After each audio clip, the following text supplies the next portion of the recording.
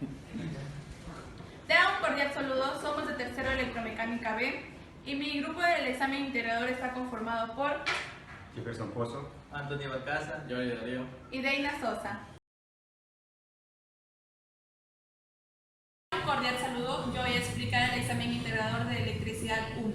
Como pueden ver aquí tenemos el circuito de mallas ya hecho, a la cual le identificamos nuestras mallas que son 5. Aquí está, malla 1, malla 2, malla 3, malla 4 y malla 5, a la cual también se le asignó una corriente de sentido horario, como pueden ver aquí, asignadas las corrientes a cada malla. Ya. Se dice que malla es un camino cerrado formado por elementos de circuito. Ya. Vamos a hallar las ecuaciones de cada malla gracias a la ley de Kirchhoff, que dice que la sumatoria algebraica de los voltajes es igual a 0. Para hallar las ecuaciones de cada malla, para que se nos haga más difícil, tenemos que empezar desde un nodo. ¿Ya? Entonces nosotros vamos a empezar desde este nodo, en la cual tenemos aquí ya nuestra malla. Como podemos ver, como tenemos el sentido horario, nos guiamos a esto.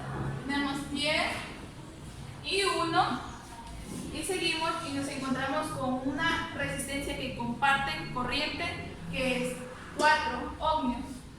Entonces, como comparte corriente, una va a ser positiva y la otra va a ser negativa. Y como estamos encontrando nuestra malla I1, entonces I1 va a ser positivo y la malla 2 va a ser negativa. Como pueden ver aquí, más I1 menos I2. Seguimos y nos encontramos con una fuente de voltaje que es 24 voltios, que es positivo. Ponemos más 24 voltios. Entonces seguimos en nuestra malla y nos encontramos con una resistencia de 2 ohmios que también comparte corriente, pero ahora con la malla 4. Entonces, como dije antes, como estamos resolviendo ahorita lo de nuestra primera malla, o la malla 1, entonces malla 1 va a ser positivo. Entonces tenemos más 2 y 1 menos 2 y 4. Seguimos y nos encontramos con otra resistencia que también comparte, pero con la malla 3. Entonces tenemos 6 y 1 menos 6 y 3. Seguimos en nuestra malla y nos encontramos con otra fuente de voltaje, pero esta vez nos topamos con el signo negativo. Entonces lo ponemos negativo, menos 12. Seguimos y nos encontramos con otra resistencia, pero esta no comparte, solo es de la malla 1, entonces ponemos más 8 y 1. Ya. Como dice la ley de Kirchhoff, que la sumatoria algebraica del voltaje es igual a 0, entonces igual a 0. Ahora procedemos a la suma de todas las resistencias, que es primero con los I1, luego con los I2, luego con los I3 y con todas las corrientes que podamos encontrar aquí. Resolviendo nuestra ecuación, entonces sumamos todas las corrientes 1, entonces sería 10 más 4 más 2 más 6 y más 8 y 1, que nos dio a 31. Entonces seguimos buscando, entonces va menos 4 y 2, que está solo. Luego bajamos a medir lo que es menos 6 y 3, que está solo. Y tenemos nuestro 2 y 4. Y sumamos los voltajes que están solo. Más 24 menos 12 nos da a más 12. Pero como pasa al otro lado, nos queda a menos 12. Entonces, esta es nuestra primera ecuación de la malla 1. Es nuestra primera ecuación. Ahora seguiremos buscando las ecuaciones de cada malla. Bueno, como acabamos de hallar nuestra malla 1, nuestra ecuación de la malla 1, también encontramos las ecuaciones de cada malla del circuito. Malla 2, malla 3, malla 4 y malla 5. Pasamos a hacer nuestra tabla para encontrar nuestra corriente de cada malla. Y entonces la hallamos que es malla 1, malla 2, corriente 1, corriente 2, corriente 3, 4 y 5, que están aquí. De la corriente 1 tenemos menos 0 0.28 amperios, de la corriente 2 tenemos menos 1,08, de la 3 1,46, de la 4 menos 0,49 y de la 5 menos 2,24 amperios. Pasamos a encontrar también, como teníamos resistencias que comparten corriente, también de cada resistencia pasamos a encontrar nuestra corriente. Entonces, a cada resistencia le asignamos una intensidad, o sea, como un signo para cada resistencia para poder encontrarla. ¿Qué pusimos? I1 minúscula, I2, I3, I4 y I5. Ese será como el símbolo de cada resistencia que vamos a encontrar, ¿no? Es la intensidad. Entonces, tenemos hecho aquí las ecuaciones, que es de la resistencia 1, la corriente de la resistencia 1 nos queda a menos 0,8 amperios, y así sucesivamente de la corriente 2, de la corriente 3, de la corriente 2 que es 1,74 amperios, de la corriente 3 que es menos 0,21 amperios y de la corriente 4 que es menos 0,59 amperios y de la corriente 5 que es menos 1,16 amperios. Después de haber hallado las intensidades de nuestras resistencias que comparten corriente, como vemos aquí, pasamos a realizar nuestra tabla de intensidad, resistencia, voltaje y potencia, que ubicamos los datos ya obtenidos de cada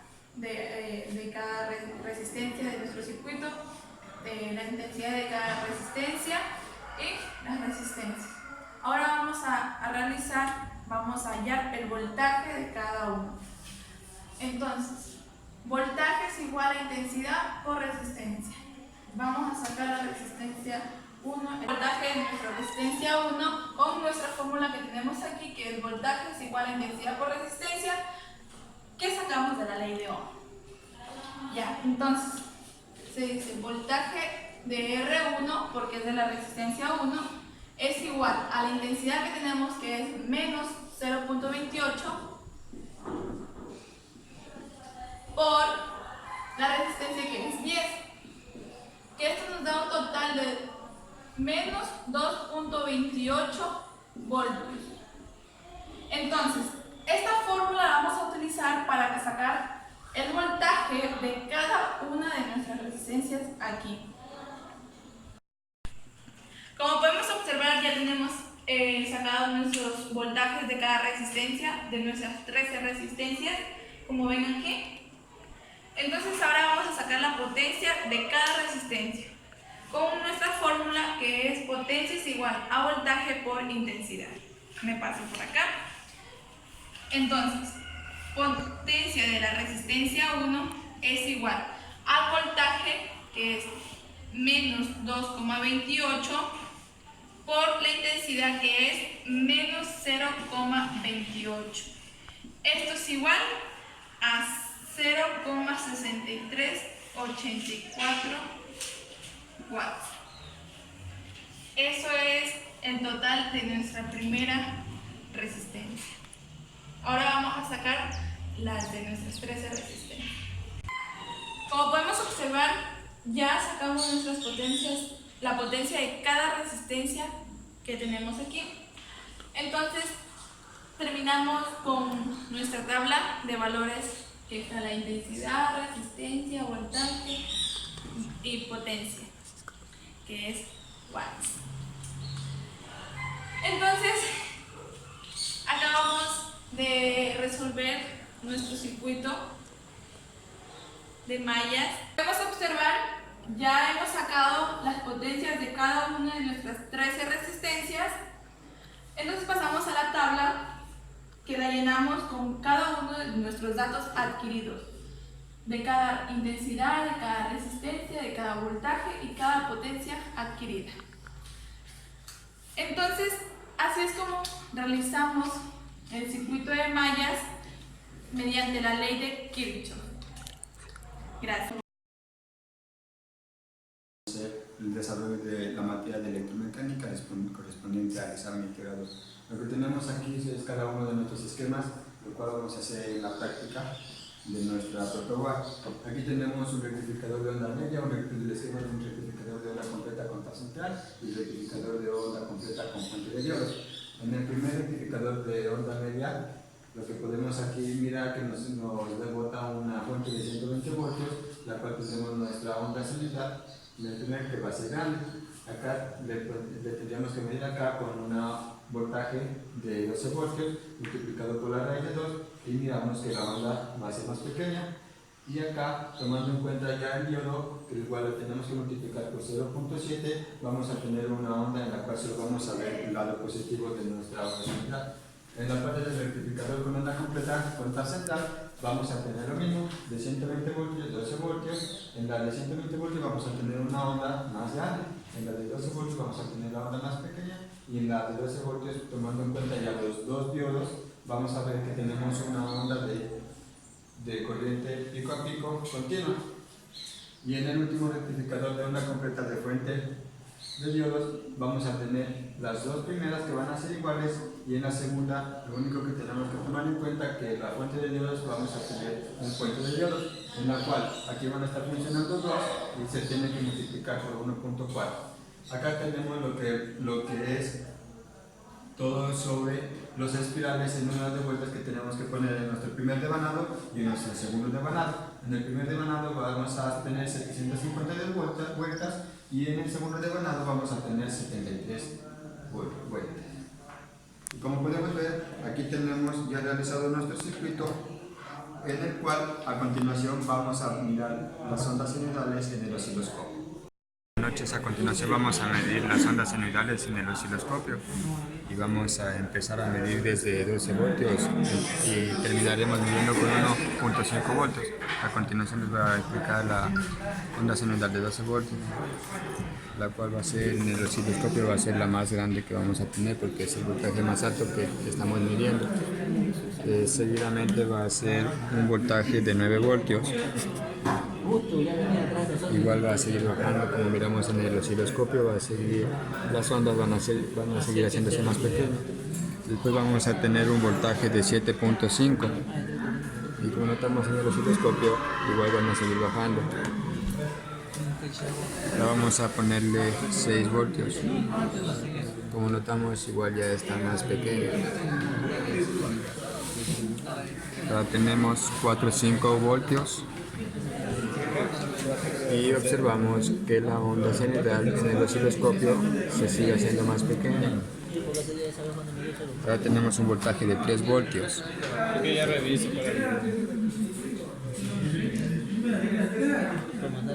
Y por último tenemos un voltaje de 1.5 voltios, en donde notamos en el osciloscopio que la onda se redujo a menos de la mitad de la onda del principio. Muchas gracias.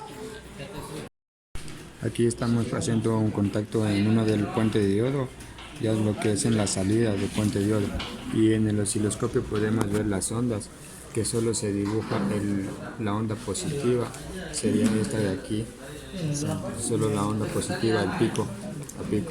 Esta de aquí es la onda cero, la línea cero, que sería el eje X, y aquí tenemos el eje Y. Como miramos aquí estas linecitas que están aquí, esto es el negativo de la onda, pero miramos que no se va hacia el eje negativo, se mantiene en el eje X. Le hemos sacado nuestro circuito, nuestro condensador electrolítico, para poder medir las ondas continuas punzantes. A continuación vamos a medir las ondas continuas punzantes en nuestro osciloscopio.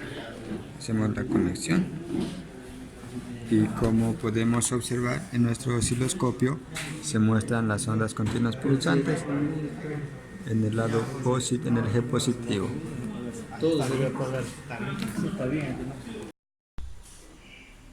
A continuación les vamos a dar a conocer lo que es la realización de las conexiones en el programa de Proteus.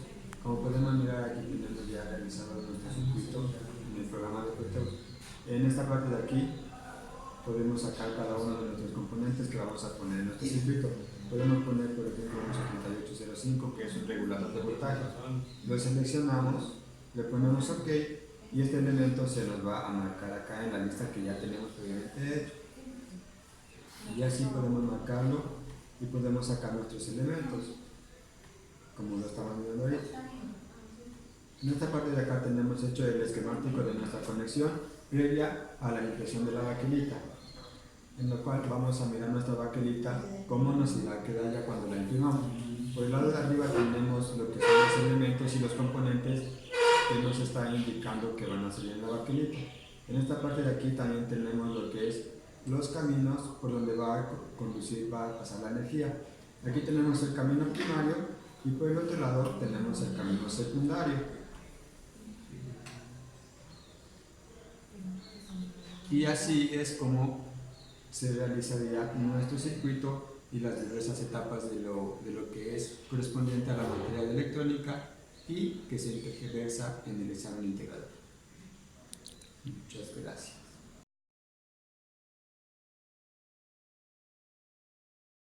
El tercero de electromecánica B. A continuación les voy a explicar lo que es la asignatura de referencia de materiales del examen integrador de primer parcial. Como podemos ver, nos muestra un gráfico de que está conformado un pistón por su manivela, cigüeñal y rueda de engranaje. Como los datos que nos dan la gráfica son de 170 newtons que descienden el pistón. Podemos ver la altura, 50 centímetros, y el diámetro, 13 centímetros. La siguiente gráfica. Vamos a ver, sacar los datos. Vamos a calcular lo que es el volumen, que es igual a pi sobre radio al cuadrado sobre 3. Como podemos ver aquí, los datos que nos da la gráfica, vamos a calcular lo que es el volumen, que es la fórmula general, es pi por radio al cuadrado por altura. Aquí nos pide pi, nos pide el radio al cuadrado, que tenemos que encontrar. Para sacar la forma del radio, tenemos que encontrar esta fórmula de aquí, que es radio igual a diámetro sobre 2. El diámetro, como podemos ver aquí en la gráfica, tenemos de 13 centímetros sobre 2. Le dividimos 13 sobre 2, sale un valor de 6,5 centímetros. Este valor lo reemplazamos en lo que es el radio cuadrado y multiplicamos pi por 6.5 al cuadrado por 50. Nos sale un valor de 6.597.24 centímetros cúbicos. Este valor tenemos que transformarlo a metros cúbicos, que es un valor de 65.97.34 centímetros cúbicos multiplicado por 1 por metros cúbicos sobre 1000 centímetros cúbicos. Sale un valor de 0,0659734 metros cúbicos que tenemos aquí. Ya. Y ahora tenemos que encontrar lo que es la masa, pero como tenemos el valor tenemos que despejarlo. Tenemos aquí densidad es igual a metros a masa sobre volumen. Despejamos y nos queda un valor de, en la fórmula nos queda masa es igual a densidad por volumen. Y aplicamos la fórmula, la que es la masa es igual, aplicamos el mismo resultado de aquí, por 8.900 kilogramos sobre metros cúbicos. Este valor es dado del material que vamos a usar, que es el cobalto. Como podemos ver, el cobalto nos da en el ejercicio, que es 8.900 kilogramos metros cúbicos, da un valor de lo que es la masa de 587.16 kilogramos. Vamos a calcular aquí los datos. Vamos a calcular lo que es el área, la fuerza y el sobreesfuerzo. Vamos a calcular la fuerza, que es igual a masa por gravedad, que la masa la encontramos, que es 587.16 kilogramos por 9.8 metros sobre segundos al cuadrado. Vamos a ver igual, nos sale un valor de 5.764.668 newton. Tenemos que transformar a kilopascales, que nos da 1 kilopascal, es 1000 pascales. nos sale un valor de 57,64 kilopascales. Aquí vamos a calcular lo que es el área, es igual a pi sobre 4 por diámetro cuadrado. Es un valor de 1.27 por 169, que nos sale un valor de 214 centímetros cuadrados. Aquí vamos a calcular el sobreesfuerzo, que es esta fuerza que nos dio en el anterior gráfico, que es 170 newton. Como vamos a ver aquí, 170 newton sobre 214 centímetros cuadrados, que es el área que encontramos acá. Nos sale un valor de 0,79 newton sobre metros cuadrados. Y ya hemos encontrado lo que es el área, la fuerza, el sobreesfuerzo, el volumen, el radio, el diámetro y la densidad. Gracias.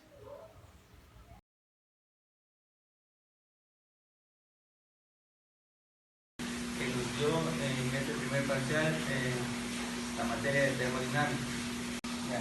Como pueden observar, hemos consultado la temperatura de las aguas en las diferentes ciudades, que es Quito, Guayaquil, Cuenca, Ambato, Loja y Cebolla de los Hachos. Bueno, en Quito la presión atmosférica va a ser a 546,49 milímetros de mercurio y su punto de ebullición es de 91 grados centígrados. En Guayaquil va a ser de 760 milímetros de mercurio y su punto de ebullición va a ser de 100 grados centígrados. En Cuenca la presión atmosférica en milímetros de mercurio es 513,17 y su punto de ebullición va a ser de 84 grados centígrados. Ya. Como pueden observar, hemos consultado la temperatura de las aguas en las diferentes ciudades, que es Quito, Guayaquil, Cuenca, Ambato, Loja y Cebolla de los Hachos. Bueno, en Quito la presión atmosférica va a ser a 546,49 milímetros de mercurio y su punto de ebullición es de 91 grados centígrados. En Guayaquil va a ser de 760 milímetros de mercurio y su punto de ebullición va a ser de 100 grados centígrados. En Cuenca la presión atmosférica en milímetros de mercurio es 513,17 y su punto de ebullición va a ser de 84 grados centígrados.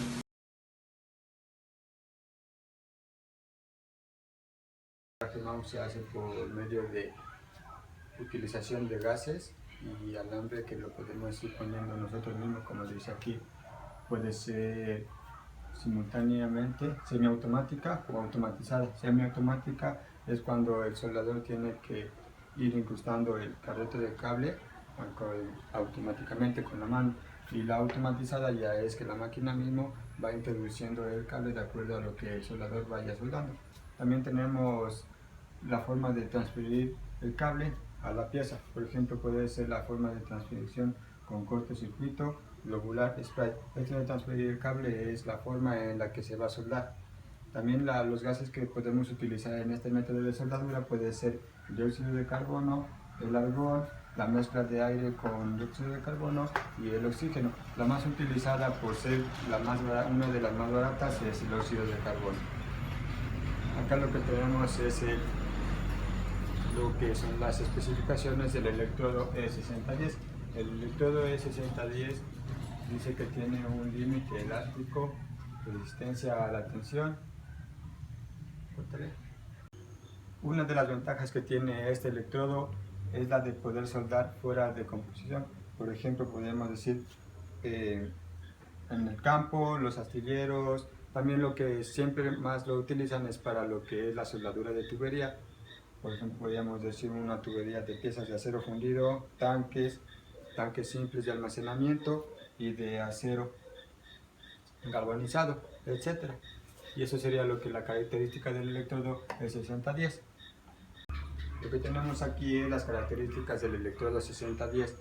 Este electrodo 6010 viene recubierto con una celulosa de alto estándar, en lo cual nos proporciona una óptima penetración para lograr que el electrodo y el metal que vamos a fundir se unan correctamente. También nos permite que el arco eléctrico sea más bajo y más plano, pero también el arco eléctrico lo que nos permite es que no haya mucha chispa y así poder limpiarlo con una mejor que tenga una mejor resistencia a la hora de soldar. El electrodo 6010 tiene el límite de la electricidad de 61.000 PSI, la resistencia a la tensión es de 71.000 PSI y el alargamiento es de 30 por ciento. El tamaño disponibles y corriente que podemos encontrarlos a los electrodos es de la siguiente. Dependiendo del tamaño, vamos a poner lo que es la corriente para poder tener una óptima soldadura. Si el diámetro es de 3/32 avos, el amperaje vamos a tener de 60 a 85 amperios. De 1 octavo de 80 a 120 amperios. La de 5/32 es de 110 a 116 amperios. La de 3/16 es igual a 150/200 amperios. La de 3/32, la de 7/32 es de 160 a 210 amperios y la de 1/4 de pulgada es igual a 190 hasta 140 amperios. Todos estos electrodos van a tener una longitud de 14 pulgadas. Aquí tenemos la composición química para cada soldadura. Aquí tenemos el potasio, el azufre, el carbono, el manganeso y el silicio. El potasio vamos a tener lo que es de 0.14%, el silicio, el azufre vamos a tener de 0.12%, el carbono vamos a tener del 0.100%, el manganeso vamos a tener de 0.470% y el silicio es de 0.200%.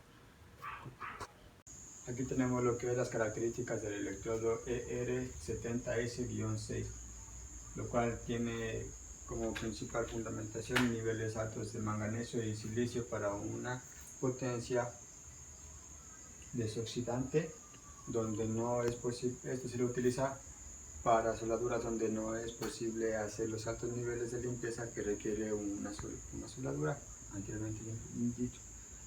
Soldaduras, este también tiene una soldadura adquirida de rayos X, lo cual el alto contenido de silicio aumenta la fluidez del chorro para que así haya una mejor penetración entre el electrodo y el material a soldar. Esto también lo que nos permite es que el cordón de soldadura quede más limpio y también no haya muchas porosidades para que así la presión que va a haber en la soldadura sea más fuerte. Aplicaciones típicas para lo que es este tipo de electrodo. Se lo utiliza lo que es en los tanques de carrocerías de camiones, en lo cual transportamos nosotros nuestro crudo, nuestra comida, también lo que es el aceite, para tuberías de alta presión, piezas fundidas, también lo que es para materiales agrícolas y más composiciones. Lo que tenemos acá también es la composición química del material, dependiendo del el material químico. Lo que tenemos aquí lo que es el cromo, el manganeso, el silicio, el potasio y el azufre. El cobre en las estanterías de lo que es USA 70S30 y también lo que tenemos aquí la ASP AWS. Esas son las normas en las cuales vamos a estar catalogando cada uno de nuestros elementos. En el cobre tenemos de 0 a 100% y en AWS tenemos de 0.6-0.15% de capacidad tenemos también lo que es manganeso de 1.7 y también lo que tenemos acá AWS es 1.40-1.85. En el silicio tenemos de 1.00 y en AWS tenemos 0.80-1.15. En el potasio tenemos de 0.010 y en AWS tenemos 0.025 máximo de aleación. En el azufre tenemos de 0.015 en la 70S3 y 0.035 máximo de aleación en las AWS. Propiedades mecánicas que posee este electrodo son: límites elásticos son de 60.000 PSI, la resistencia a tensión es de 72 PSI a 93.000 PSI, el alargamiento máximo que soporta este cordón de soldadura va a ser de 22 multiplicado por el menos 2%. La reducción de área va a ser en un 60% y la dureza del vinil va a ser de 160%. Entonces aquí es donde vamos a tener la ruptura ya de nuestro cordón de soldadura y eso sería lo que es expediente a lo de la materia de técnicas de soldadura respectivo al examen integrador. Muchas gracias.